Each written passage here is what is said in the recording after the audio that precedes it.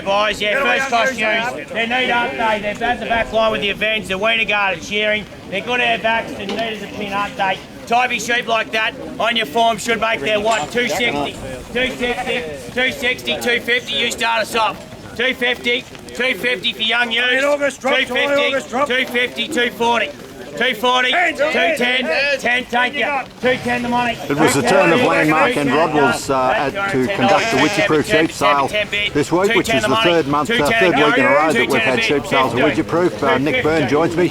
Nick, not a big crowd in attendance, so you had some wonderful sheep lined up, breeder sheep from off the Loddon. Sold well at good, strong Mallee rates.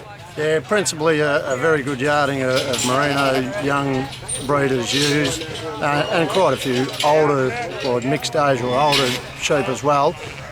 All stood up very well, displayed probably what the season's been telling everyone, and sold at good rates, Yeah, started off on a couple of pens of crossbreds, $220 to $240 for an April Shorn drop. That's about on par to where it's where you'd expect it to be. Yeah, look, I was a little bit concerned given the limited offering of crossbred sheep here, but the quality ewes made to the rates that they should have made, and I think that just goes to show that crossbred sheep people will travel to look at 1, 2 or 4 pens because the numbers of them might be in tight enough supply. Yeah, we've turned into the Merino sheep, and you had the Evans family sheep from out of Fernihurst Estate there today to kick off. $225 for those. They're a pretty good rate, but the sheep are outstanding.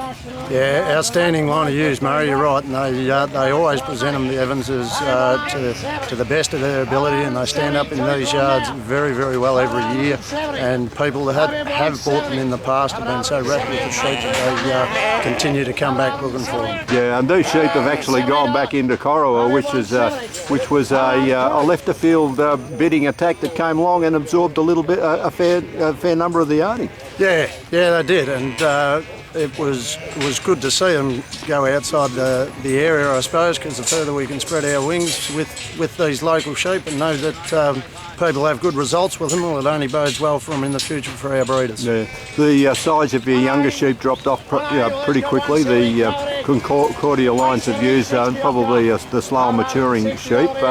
They've sold in that $170 to $180, $190. Yeah, look, they're heavy cutting ewes, and they're not everyone's cup of tea as far as joining to a terminal sire, but they do grow into very big ewes and cut power of wool.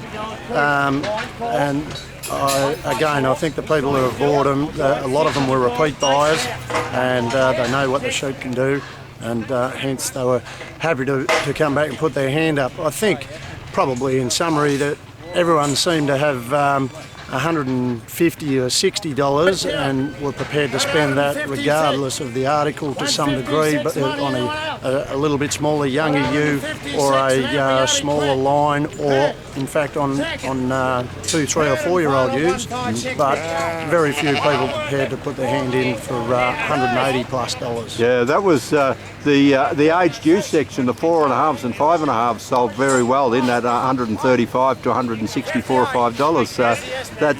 There was no slouching on that.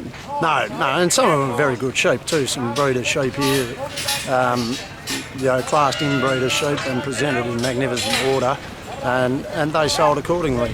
Yeah, and just a couple of light pens of Weathers to finish up on in the $85 to $95, $4 range. I was a little bit worried when the butchers started them at their rate, which was well under it, but the amount of grass that's around at the moment got them up to probably where they should have been, yeah. Thanks.